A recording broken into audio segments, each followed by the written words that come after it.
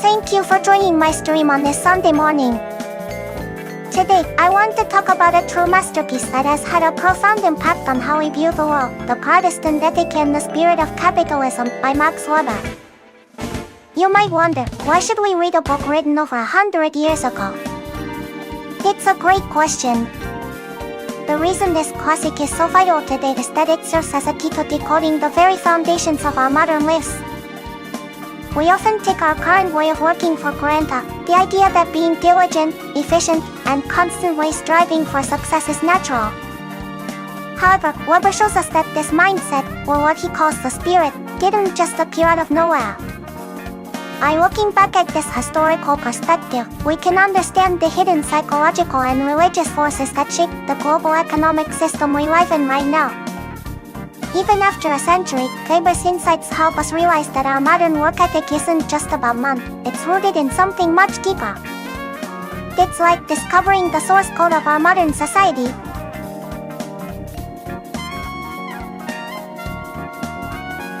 Following up on why this classic matters, let's talk about the big question Max Weber set out to answer. It's a puzzle that really makes you stop and think, why did a very specific modern form of capitalism emerge only in the West? Now, we have to be careful here. Weber knew that the desire to get rich has existed everywhere throughout history, from ancient Babylon to China and India. People have always traded and sought profit. But he pointed out that those were often just adventurous or greedy forms of capitalism. What was missing elsewhere was this incredibly disciplined, rational, and systematic way of organizing life and labor that we see in the West. He wondered, what was the special ingredient that made Western development so unique? He suspected it wasn't just about having the right tools or money, but a specific mindset and a spirit that drove people to work with such relentless intensity.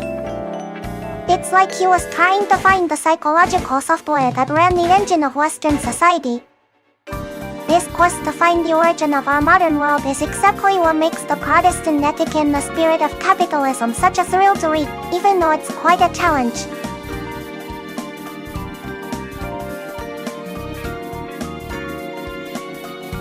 Now, to understand that unique mindset, we need to look at what Weber actually calls the spirit of capitalism. It's something that is very easy to misunderstand. Often, people think capitalism is just about greed or a desire for money, but Weber argues that mere greed has existed in every corner of the world throughout history. That isn't what makes modern capitalism different.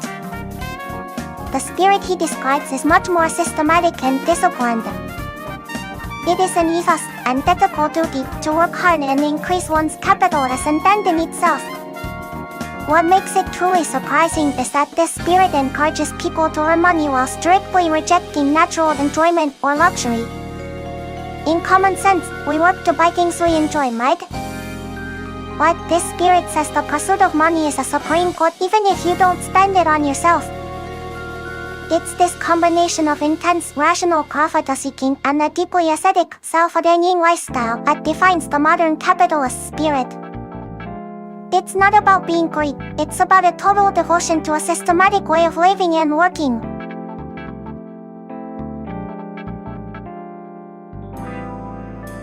To dive deeper into the spirit, we must look at the contrast between pre-modern desires and modern profit-seeking.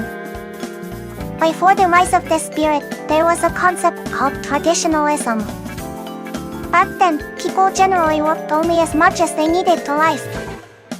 If a worker was told they could earn more by working harder, they would often choose to work less instead, simply because they already had enough to cover their basic needs.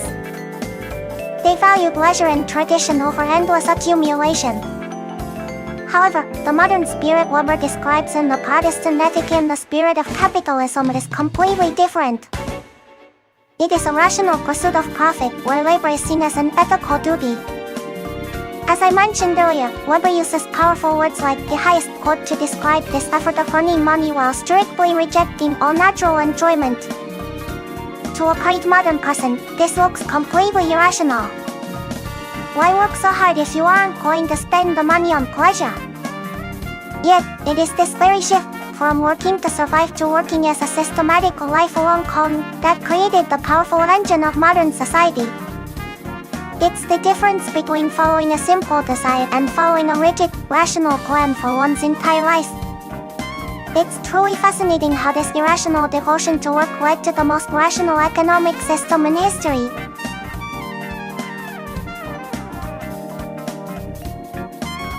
So, how did this huge shift in mindset actually start?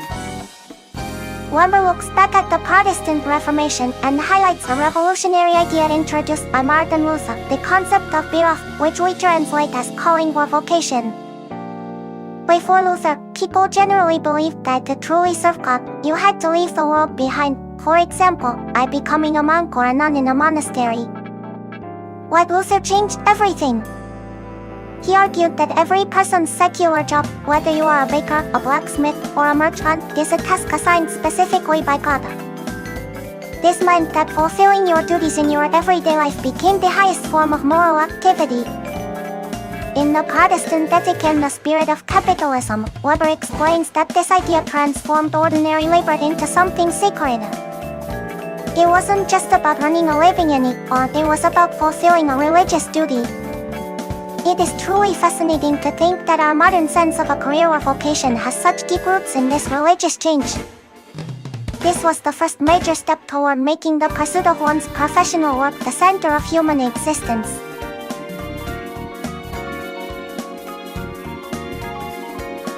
While Luther gave us the sacred meaning of work through the idea of a calling, Max Weber argues that it was Calvinism, not Lutheranism, that truly provided the psychological drive for modern capitalism. You see, Weber's view was still somewhat tradish. He believed people should simply stay in the station God had placed them in. But Calvinists took things much further. They practiced what Weber calls worldly asceticism. Instead of withdrawing into a monastery to be holy, they brought that strict monk-like discipline into their everyday jobs and businesses. Nice to meet you, Bisan. Yes, the Protestant Ethic in the Spirit of Capitalism is considered a very difficult and dense book worldwide. Since it was originally an academic paper by Max Weber, students all over the globe struggle with its complex language and deep theological arguments. However, it is also a globally respected masterpiece because it explains the source code of our modern world. Even though it's a challenge, the magic it holds makes it worth the effort. I'm so glad to discuss such a legendary book with you during my Saturday morning stream. It is wonderful to have you here, Isan. Speaking of the difficulty of Weber's work and its global reputation, it reminds me of another fascinating book that acts as the Japanese counterpart to it, The Spirit of Japanese Capitalism by Shikaiha Yamamoto. Just as Weber searched for the spirit in the West, Yamamoto looked at why capitalism took root so deeply in Japan despite us not being Protestants. He found the answer in the teachings of Japanese Buddhism and the social structures of the Edo period. Back then, a widespread idea emerged that performing one's assigned work, whether as a farmer, a craftsman, or a merchant who in all one's heart was actually a form of spiritual discipline, or shujio, to become closer to the Buddha. This means that for many Japanese people, working hard wasn't just about earning money, it was a way to refine the soul.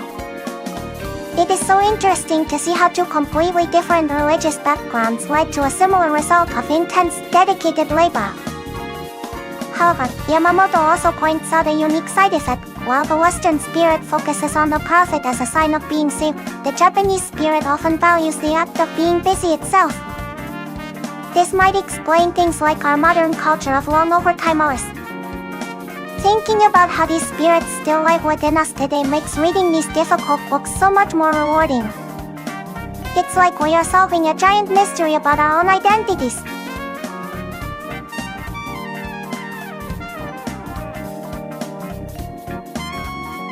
Hello again. Now, let's dive into the core of Calvinism, the doctrine of predestination. This idea is truly shocking and is probably the most famous part of Max Weber's discussion. Predestination teaches that whether a person is saved or damned is decided by God before they are even born. In other words, your eternal fate is already sealed. No matter how many good deeds you perform or how hard you cry in this world, it won't change God's decision.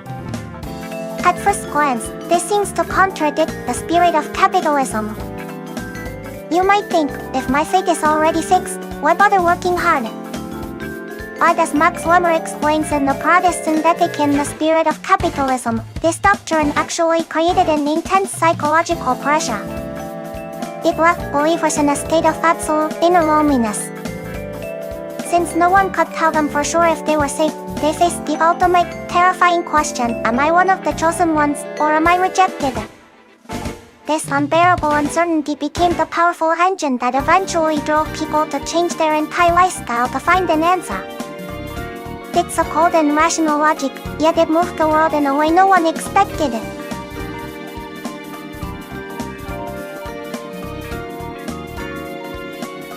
This doctrine of predestination created a profound sense of inner loneliness that is almost hard to imagine today. In the Protestant Ethic and the Spirit of Capitalism, Max Weber describes a world where the individual stands completely alone before an inscrutable God. Because the decision of salvation was already made and could not be changed, people felt they could no longer rely on the church, priests, or sacraments for help. In the old Catholic tradition, you could confess your sins and receive forgiveness, but for the Calvinists, that comfort was gone. There was no magic, no ceremony, and no human authority that could tell you for certain if you were saved or damned. This led to what Weber calls a disenchantment of the world. Imagine living every single day with the question, am I one of the elect? And knowing that no one on earth can give you the answer. This psychological isolation or solitude of the soul was so intense that forced people to seek a sign of their salvation elsewhere. They couldn't find peace in rituals, so they turned inward, practicing a systematic and relentless self-control. This solitary struggle eventually transformed into a powerful, disciplined way of life that fueled the development of modern society. It is a haunting thought that our modern work ethic was born from such a deep, silent anxiety.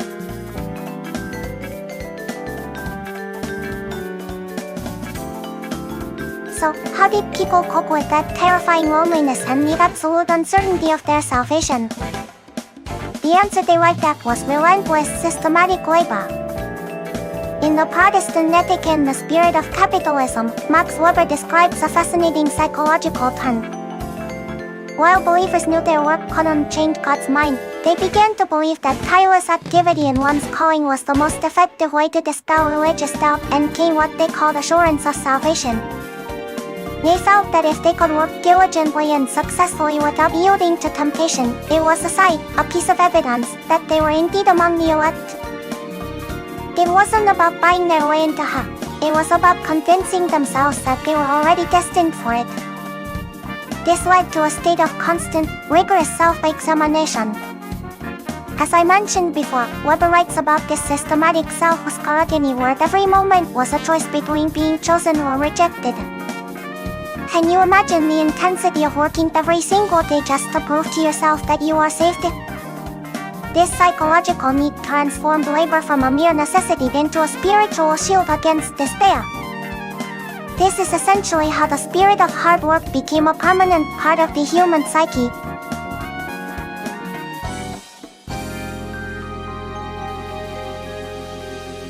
This leads us to the concept of ascetic labor, which is a central theme in the Protestant Ethic and the Spirit of Capitalism. For the believers Weber describes, working wasn't just a way to earn money or a sign of salvation, it was a way to manifest the glory of God on earth. They believed that God demanded rational, tireless work in one's calling. As I mentioned earlier, Weber's prose is incredibly powerful here. He describes a life of systematic self-examination, where there is no room for rest.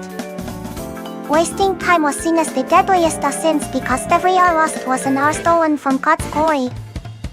Unlike the older traditions where you might do a good deed here or there, these people had to be monks in the middle of the world, maintaining a strict ascetic discipline, 24 hours a day, 365 days a year. It is truly a thing to think about. Nice to meet you, my son.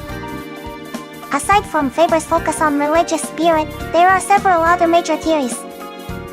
Karl Marx famously argued that capitalism began through primitive accumulation, where workers were forcefully separated from their land. In contrast, institutional economists like Douglas S. North emphasize the development of property rights and legal systems that protected investments. There is also the world systems theory by Immanuel Wallerstein, which looks at how global trade and colonialism shaped the economic hierarchy. It is fascinating how different scholars see history through the lenses of religion, power, or law. I am so happy to explore these deep mysteries with you during my Sunday morning stream. Speaking of these diverse theories on the origins of capitalism, it makes me think of a very intriguing book I've read titled Desirous of Capitalism. It features discussions among world-class thinkers like the philosopher Marcus Gabriel and the author of Sapiens, Yuval Noah Harari. While we've been discussing Weber's view on the religious spirit that started it all, this book asks a very modern question. If that religious fire has died out, what keeps the engine of capitalism running today? One idea from the book that really stuck with me is that capitalism is its own alternative. Think about it, in a socialist system, you can't really experiment with capitalism because the system requires everyone to move toward a single goal. However, within a capitalist system, you can experiment with almost anything, including socialist ideas like basic income. Capitalism has this incredible ability to absorb every other ism or experiment. In a way, this connects back to what Weber warned us about. Once the religious meaning behind our hard work disappeared, we were left with a powerful system that runs on its own. It's like we are living in a world where the spirit has been replaced by a pure mechanical desire for growth. It really makes me wonder, if capitalism can absorb everything, is there any way for us to find a truly different way of living? It's a bit scary, but also endlessly fascinating to ponder during a quiet morning like this.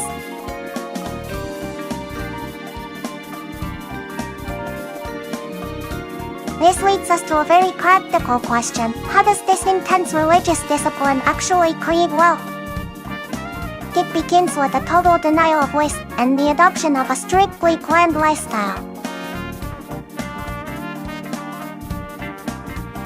NICTOMET はよう言う、この子猫の本紹介チャンネル SN CAPITLISHUG3500 PAGEWRK スタートイズザ COMMUNISTMANIFESTOITS25 ページ S MARX サイド ASOCLRSSTREUGGREATHINTSFORTODAY マルクスについてお話しすると、どうしても思い出すのが高校生からのマルクス漫画講座という本です。資本論はとても難解ですが、この本では著者のカール・マルクスの意外な素顔が描かれているんですよ。彼は世界を変えるような偉大な思想を生み出しましたが、実はプライベートではかなりダメおじさんな部分があったようです。自分では働かずに友人のエンゲルスの仕送りで贅沢な暮らしをしていたり、でも、そんな人間味あふれる彼だからこそ、搾取される人々の苦しみに共感できたのかもしれません。偉大な思想家も一人の人間だと思うと、難しい本も少し身近に感じられますよね。YouTube ライブで皆さんとお話できて嬉しいです。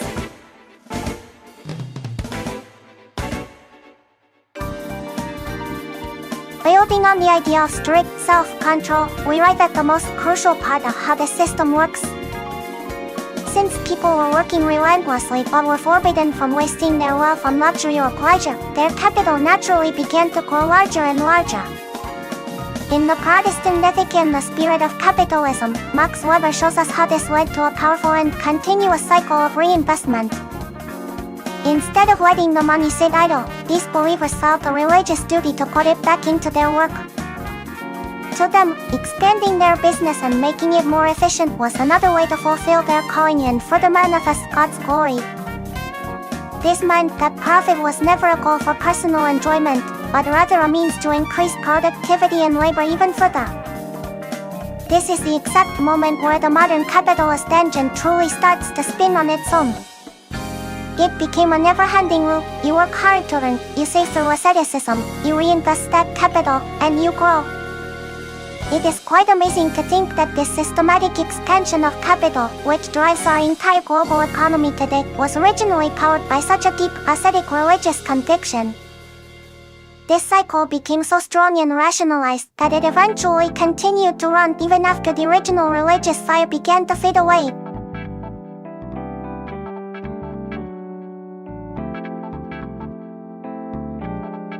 As we move further into the Protestant ethic and the spirit of capitalism, we arrive at a truly poignant moment in Weber's analysis. Originally, people were driven by a white-hot religious passion, feeling that every second of their work was a vital sign of their salvation. However, over time, that religious fire eventually cooled and faded away. What remained was the vessel they created, the disciplined habits, the systematic labor, and the rationalized economic structure. Weber describes a world where the spirit of the calling is gone, but the work ethic remains as a mechanical necessity. We no longer work because we feel God has called us to a specific task. We work because the modern economic system forces us to do so. The religious cloak that people used to wear has turned into what is often translated as an iron cage, a rigid, inescapable system of rationalized life. It is a haunting clock that the intense soulful struggle of the past has left us with a powerful but soulless machine. It makes me reflect on why we continue to be so diligent, even now that the original why has vanished. It is such a deep and slightly sad part of the book, but it is so important for understanding our modern lives.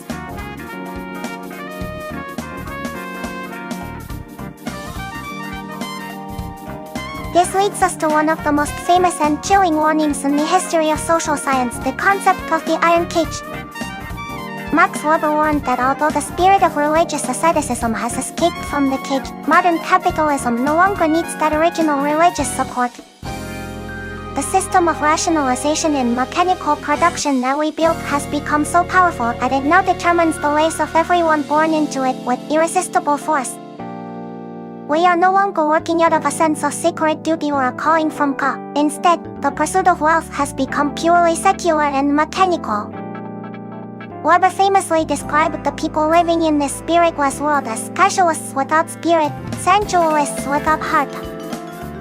He feared that we were becoming cogs in a giant soulless machine of efficiency and materialism. The cloak of saintly ethics that could be easily set aside has become a hard as a steel cage that traps us all. It is a startling revelation that makes us rethink our entire modern existence. Are we working to life, or are we just trapped in a system that demands our labor without any deeper meaning? This warning is exactly why the Protestant ethic and the spirit of capitalism remains a vital mirror for our society today. It forces us to ask, what happened to the spirit of our work?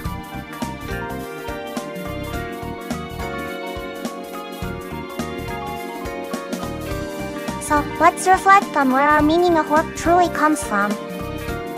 Through the Protestant ethic and the spirit of capitalism, we have seen that our modern obsession with productivity and diligence isn't just a natural human instinct. Instead, it was born from a revolutionary religious shift centuries ago. It started with the idea that everyday labor is a sacred calling, and it was fueled by the intense anxiety of people who desperately wanted to know if they were saved. They turned to systematic, tireless work as a way to find assurance of their faith.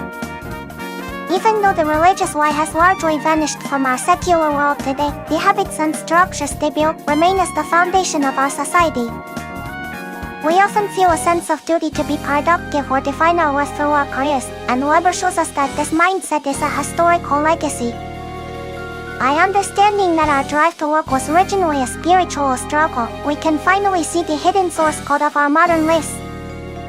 It's a powerful realization that helps us ask ourselves, in this iron cage of efficiency, what does working truly mean to us now? This perspective is the greatest gift Weber's difficult but rewarding book offers us.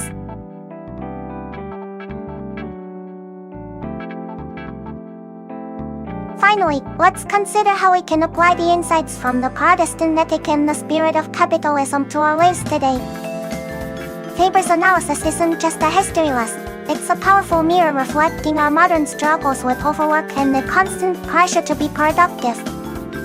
By understanding that our work ethic was originally fueled by religious anxiety and the need for salvation, we gain a critical perspective on our own iron cage. Today, we often pursue efficiency and growth without ever asking what they are truly for. We are at risk of becoming the specialists without spirit that Weber feared. However, knowing the source code of our behavior allows us to step back and reflect. We can ask ourselves, are we working simply because a soulless system demands it, or can we find a new personal meaning in our lives that isn't just about material accumulation?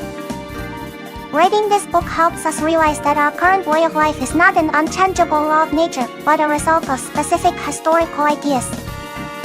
It gives us the mental freedom to imagine a life where we aren't just cordial cogs in a machine.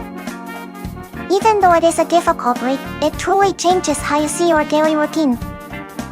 It is an invitation to reclaim our human spirit from the mechanical pressure of the modern world.